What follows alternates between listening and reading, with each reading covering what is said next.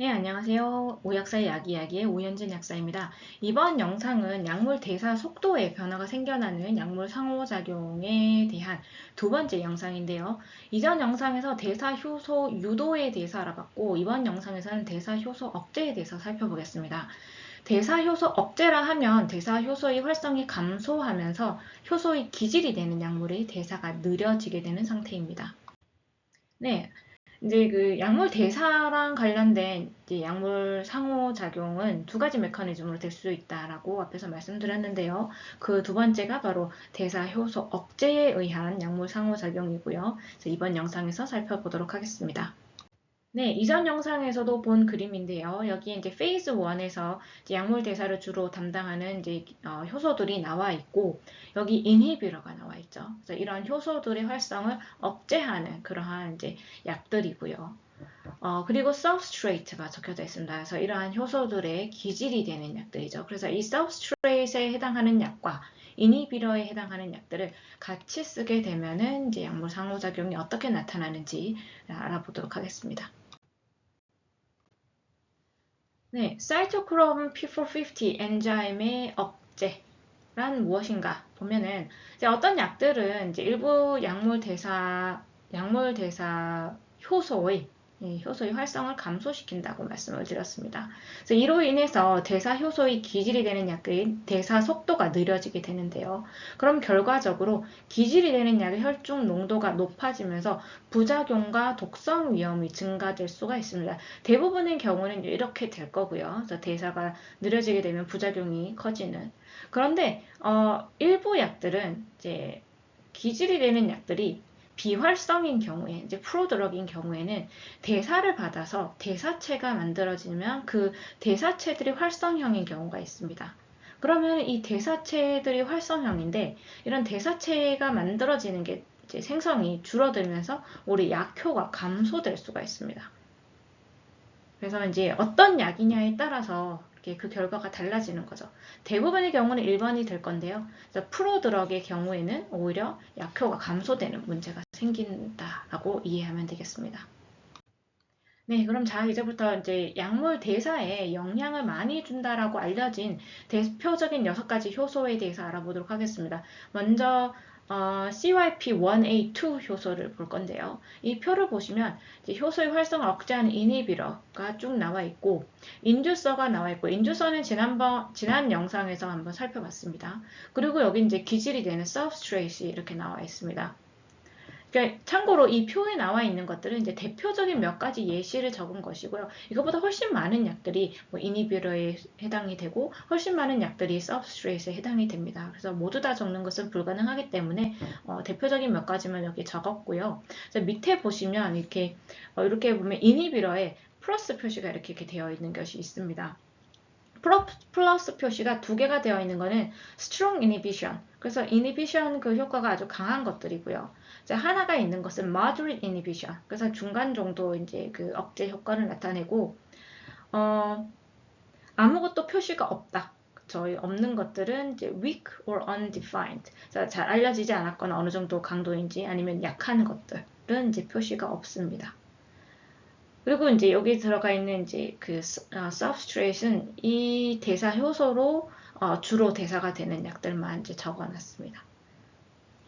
그래서 여기 보면은 좀 이제 눈여겨볼 만한 게 보면 시프로플록사신은 정말 자주 사용이 되는 이제 항생제인데요.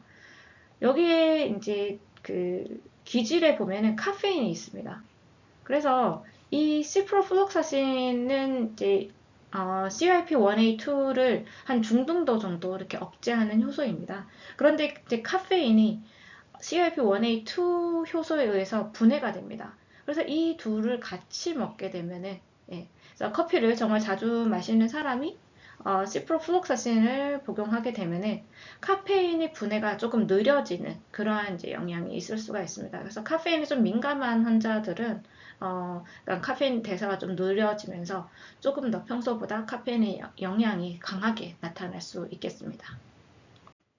네, CYP2C9 효소에 대해서 이번에 알아보도록 하겠습니다. 네, 여기 이제 억제제들이 나와 있고요. 여기 이제 자주 이제 언급이 되는 이제 기질들이 나와 있습니다.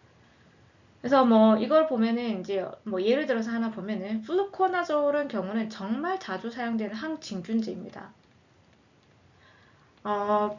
네, 항진균제고 피부과에서도 정말 자주 사용이 되고요. 뭐 산부인과에서도 한 번씩 사용이 되는, 이제 자주 사용이 되는 그런 항진균제인데 여기 이제 서브스트레이트에 보면은 뭐 좀 주의해야 되는 게 이게 당뇨약입니다. 이제 글리클라지드, 글리메프라이드는 당뇨약인데 이 당뇨약들은 저혈당 위험이 상당히 있는 당뇨약입니다. 그래서 만약에 이 플루코나졸과 글리클라지드 또는 글리메프라이드 얘네들을 같이 복용하게 되면은 이제 얘네들의 이제 이 당뇨약들의 대사가 억제가 되면서 이 당뇨약들의 활성이 더 커질 수가 있겠죠. 그러면은 이제 저혈당 부작용이 좀 더 증가할 수 있는 그런 이제 문제가 생깁니다. 그래서 이제 이런 경우에는 이제 저혈당 위험이 혹시 커지지는 않는지 좀 주의해서 관찰할 필요가 있겠습니다.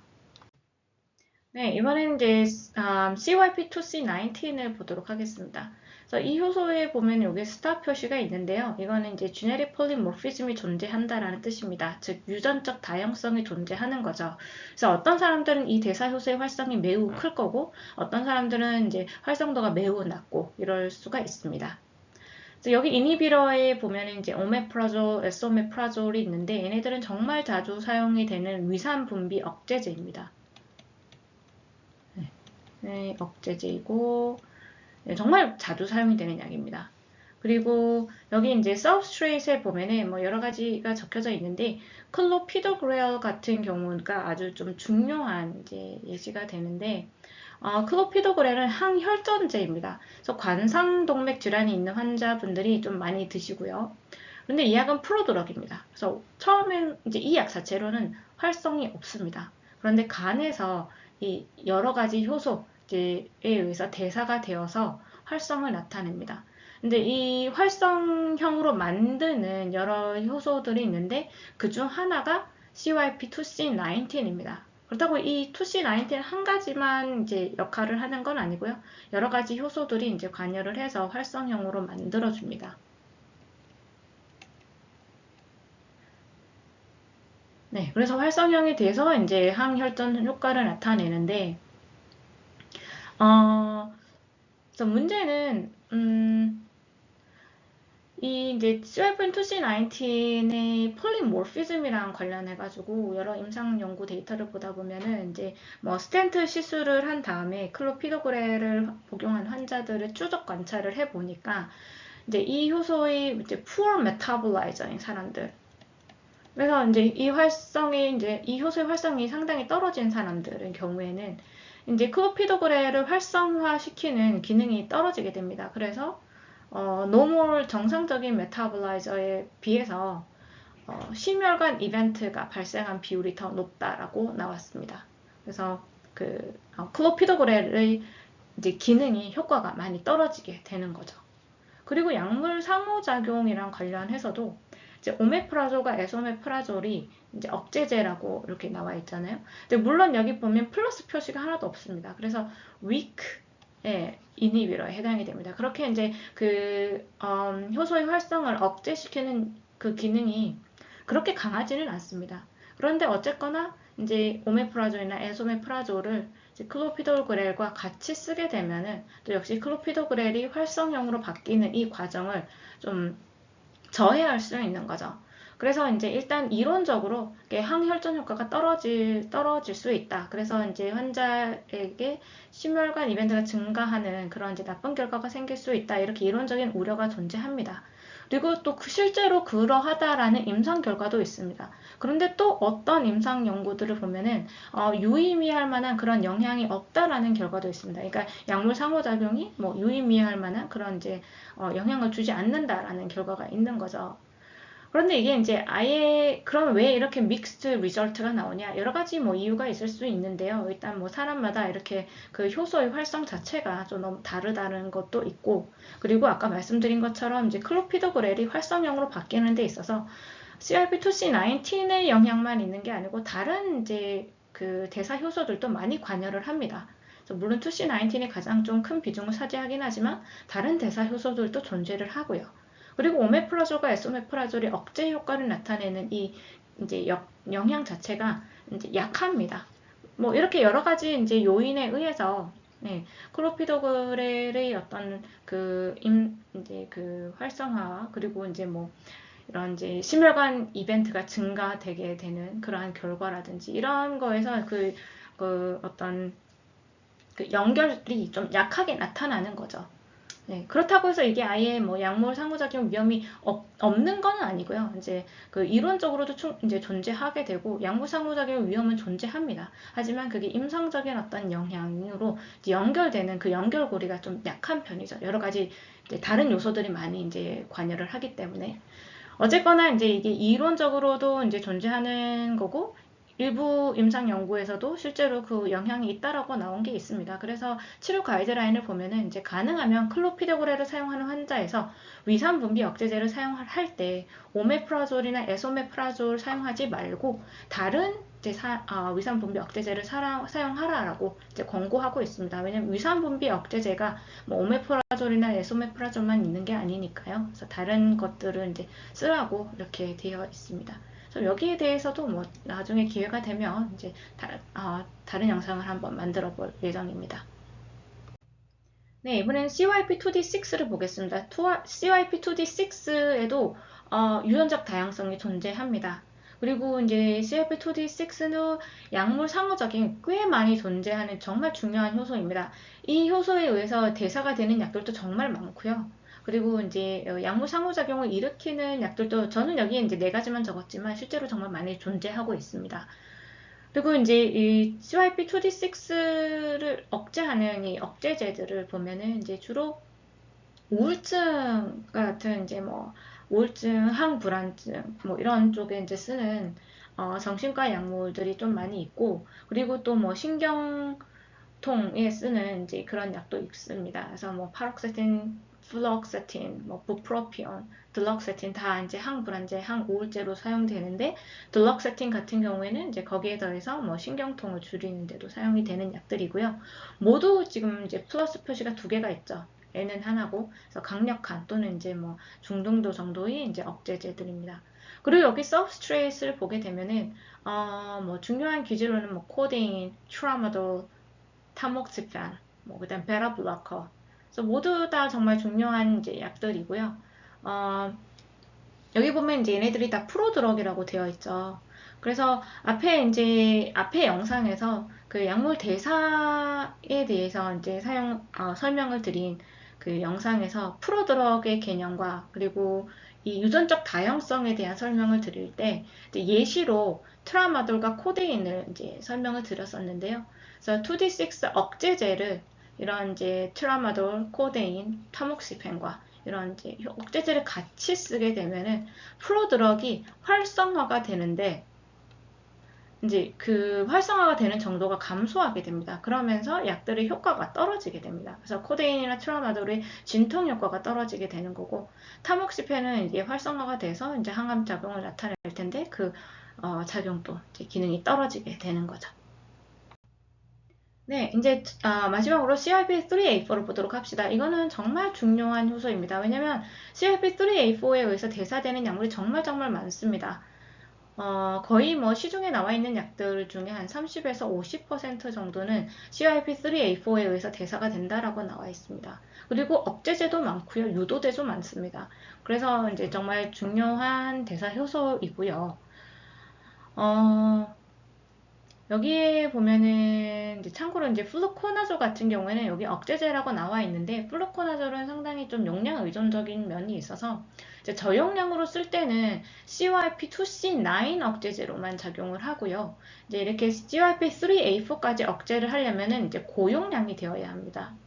고용량이라 하면은 뭐 하루에 200에서 400mg 정도를 쓰는 그런 식으로 이제 데일리로 200에서 400mg을 쓰는 경우여서 실제로 이제 피부과에서 쓰는 용량에 비하면 이제 훨씬 높죠. 그래서 대부분의 경우에는 아마 CRP2C9 저해제로만 아마 작용을 할 것이다 라고 생각이 됩니다.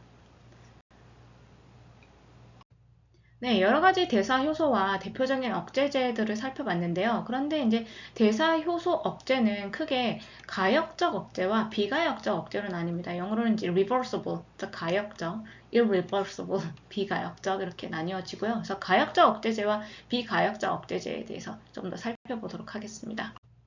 reversible inhibition, 즉 가역적인 억제제죠. 가역적인 억제가 가장 흔한 형태입니다. 이게 이제 대부분은 여기에 해당이 됩니다. 그래서 어떤 식으로 나타나는 거냐? 첫 번째, 이게 또 가장 이제 흔한 형태일 텐데, 같은 바인딩 사이트. 그래서 그 대사 효소가 있으면은 거기에 이제 약이 결합을 해야지 대사가 되겠죠. 그런데 이 약이 결합하는 그 위치가 동일한 약을 두 가지를 쓰는 겁니다. 그러면 동일한 약을 두 가지를 쓰면은 이제 얘도 붙으려고 하고 얘도 여기 붙으려고 하겠죠. 서로 경쟁을 하다 보면은 한 가지 약은 제대로 여기 결합이 안 되는 그런 문제가 생길 수가 있습니다. 네, 이런 식으로 해서 이제 나타나는 그 대사 억제가 바로 여기 해당이 되겠습니다. 그래서 이거는 이제 용량 의존적인 면이 있습니다. 그래서 같이 경쟁하는 이 다른 약의 용량이 낮으면은 그러면은 크게 문제가 되지 않겠죠. 그런데 이제 경쟁하는 다른 약의 용량이 커지게 되면은 이제 얘네들이 더 우세해지겠죠. 그러면서 얘가 또 약해지게 되고, 아무튼 그러면서 이제 약물 상호작용이 훨씬 크게 나타날 수가 있습니다. 그래서 이렇게 이제 reversible inhibition이면서 comparative binding을 하면 이 기전으로 나타나는 이제 약물 억제는 이제 용량 의존적인 면이 아주 크게 나타납니다. 그리고 다른 이제 방식은 보면은 이제 non-comparative binding인데 같은 곳에 이제 결합을 하는 것이 아니라 이제 A라는 약은 여기에 결합을 해서 이제 대사가 되는데 어떤 B라는 약이 이제 여기 효소의 다른 부분에 이제 결합을 하면서 이제 결합이 해버리면 이 효소의 형태가 갑자기 변형이 됩니다.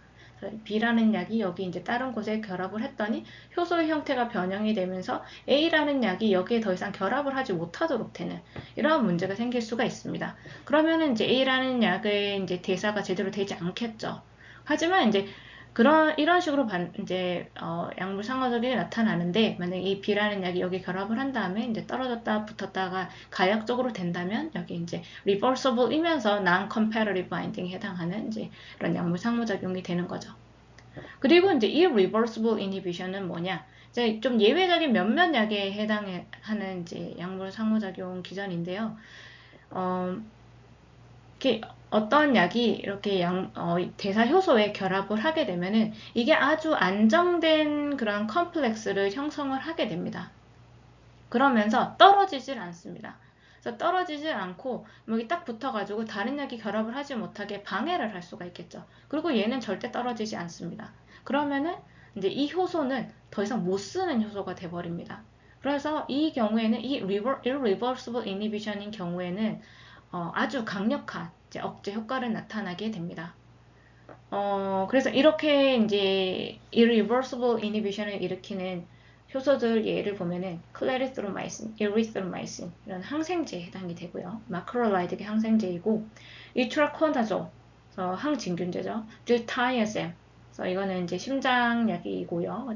플루옥세틴, 항우울제, 리토나빌, 항바이러스제, 브라파밀, 이거는 이제 질타이아셈이랑 비슷한 그런 심장약이 되겠습니다. 그래서 이러한 약들은 비가역적인 결합을 함으로써 그 효소의 활성을 완전히 억제를 시키는 그러한 이제 강력한 억제제들이 되겠습니다. 네, 가역적 억제의 특징을 좀 더 살펴보면은 아까 말씀드린 것처럼 이렇게 경쟁에 의해서 이렇게 억제를 좀 하는 경향이 있기 때문에 dose dependent 용량 의존적인 면이 있습니다. 그래서 용량을 낮게 썼을 때는 그 이제 약물 상호작용을 크게 걱정하지 않아도 되는 경우가 많습니다.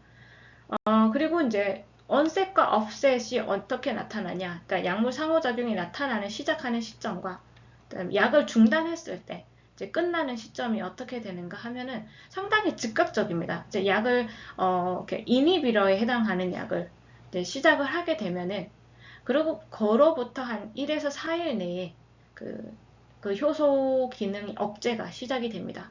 그리고 그 원인이 되는 약을 끊고 나서도 한 하루에서 4일 이내에 그 약물 상호작용이 사라지게 됩니다. 그래서 온셋과 offset이 상당히 즉각적입니다.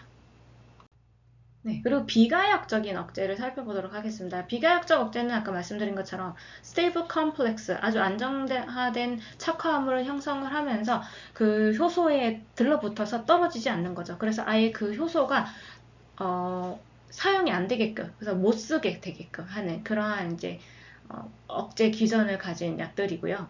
그래서 온셋이 어떻게 되고 업셋이 어떻게 되는지 살펴보도록 하겠습니다. 그래서 온셋을 보면은 대부분 빠릅니다. 이것도 그냥 이제 몸에 약이 들어가자마자 그 효소에 달라붙어서 그 효소를 못 쓰게 해버리니까 아주 빠르게 이제 이 억제 작용이 나타나게 되는데, 예외적으로 몇몇 약들은 보면은 그 원래 주약이 아니라 그것이 한번 대사가 돼서 나타난 대사체가 억제 작용을 나타내는 경우도 있습니다. 그럼 대사체가 억제 작용을 나타내는 경우는 대사체가 또 만들어져야 되잖아요. 대사체가 만들어져야 되고 그 대사체가 일정 혈중 농도를 또 농도에 도달을 해야 됩니다. 그러고 나서 억제작용을 나타내기 때문에 이제 억제작용이 나타날 때까지 한 수일이 소요가 되는 그러한 경우도 있습니다. 그리고 offset을 보면은 이제 언제 그럼 약물 상호작용이 끝이 나냐? 이 경우에는 이제 원인이 되는 약을 중단하고 나서도 상당히 좀 시간이 걸립니다. 왜냐면 이제 약은 이제 더 이상 먹는 약은 없지만 효소에 이미 결합한 약들은 그냥 계속 효소에 결합한 채로 있습니다. 그래서 이 효소가 자체적으로 자연스럽게 분해가 돼서 사라지고, 그리고 새로운 효소들이 생겨나고 할 때 이렇게 되어야지 약물 상호작용이 사라지는 거죠. 그래서 이렇게 되는 데까지, 그러니까 이 못 쓰게 된 효소들이 다 사라지고 새로운 효소들이 생겨나고 하는 데까지 시간이 한 걸리기 때문에 이 offset이 되는 데까지는 한 3에서 5일 정도 소요가 된다라고 되어 있고요. 그리고 이제 아까 본 것처럼 이렇게 대사체가 이렇게 억제를 하는 경우에는 그 대사체가 또 생기고, 그것이 또 이렇게 대사체가 다 빠져나가고, 그쵸? 다 빠져나가고, 그 다음에 이렇게 또 효소가 다 새로 생기고 하는 데까지 시간이 또 많이 걸리기 때문에 이러한 경우에는 완전히 정상화가 되는데 2주까지도 걸린다라고 나옵니다. 그래서 여기 이제 예를 한 가지 보겠습니다. 그래서 이렇게 세 가지 약을 통해서 이제 언셋과 업셋이 어떻게 되는지 비교를 해봤는데요. 미다졸람이라는 약은 CYP3A4의 그냥 서브스트레이트 기질이 되는 약이고요. 그다음에 억제제가 두 가지가 있는데, 보리코나졸이라는 약은 이제 항진균제입니다. 이제 곰팡이 약인데 이거는 이제 가역적인 억제제이고요. 리토나비르는 항바이러스제인데 이거는 이제 비가역적인 억제제입니다. 그래서 이렇게 같이 썼을 때 언셋과 업셋이 어떻게 되냐 봤더니, 그래서 onset은 둘 다 아주 빠르게 나타납니다. 그래서 같이 쓰기 시작하고 한 48시간 이내로 이렇게 최대 억제 효과가 나타납니다. 그래서 48시간만 딱 돼도 억제 효과가 최대에 이르른다, 이렇게 돼 있습니다. 그래서 아주 빠르게 onset이 나타나는 걸 볼 수가 있고요. 그 다음에 offset이 어떻게 되는지를 봤더니, 보리코나졸 같은 경우에는 이제 리버서블이죠. 이거는 이제 효소에 약이 붙었다 떨어졌다 붙었다 떨어졌다 하는 거잖아요. 그래서 보리코나졸을 스탑하고 나서 이제 24시간 이내에 보니까 그 상호작용이 사라지더라. 그렇죠? 그런데 리토나비올 같은 경우는 리토나비올을 중단하고 나서 3일이 지난 시점까지도 여전히 약물 상호작용이 강하게 유지가 되더라, 이렇게 나와 있습니다. 왜냐하면 리토나비올가 몸에서 다 빠져나가도 효소에 붙어있는 리토나비올은 계속 이제 그렇게 붙어있는 상태로 있는 거죠. 그렇기 때문에 이제 약물 상호작용이 좀 더 오래 지속이 되는 것을 볼 수가 있습니다. 네, 구체적으로 예를 하나 보도록 하겠습니다. 그래서 심바스타틴과 클라리토로마이신을 같이 쓰는 건데요. 이제 심바스타틴은 이제 고지혈증 약입니다. 그리고 클라리토로마이신은 마크로라이드계 항생제입니다. 항생제. 둘 다 많이 쓰이는 약들이고요. 그래서 보면은 이제 절대 같이 쓰지 말라라고 되어 있습니다. 그래서 왜 그런지 보면은 심바스타틴은 CYP3A4에 의해서 대사가 되는 기질이고요. 클라리토로마이신은 CYP3A4 인히비러입니다. 이니비러인데 클래리토로마이신은 아까 말씀드렸다시피 이거는 irreversible, 비가역적인 억제제입니다. 그래서 억제 효과가 엄청 강하게 나타나는 약입니다. 그래서 실제로 어떻게 되는가 봤더니 이 둘을 같이 썼더니 심바스타틴의 AUC가 한 9배에서 10배 정도 늘어나더라. 이렇게 되는 거죠. 그 혈중 농도에서 이렇게 있죠. 시간과 혈중 농도 그래프를 보면은 이렇게 우리가 먹으면 올라가다가 쭉쭉 떨어져야 되는데 이 밑에 이거를 이제 적분을 한 이제 이제 면적이 AUC라고 말씀드렸잖아요. 이 AUC가 거의 9배에서 10배 정도가 되더라. 그래서 뭐 이렇게 되는 거죠. 이거보다 더 크겠죠. 네. 그리고 이제 심바스타틴이 또 대사가 된 대사체가 활성형입니다. 이제 활성형인데 얘의 경우에는 12배가 늘어나더라. 이렇게 되어 있습니다. 그래서 그 근육 부작용이 나타날 위험이 아주 커지고요. 그래서 이제 이 둘은 같이 쓰지 못하도록 병용 금기로 되어 있습니다.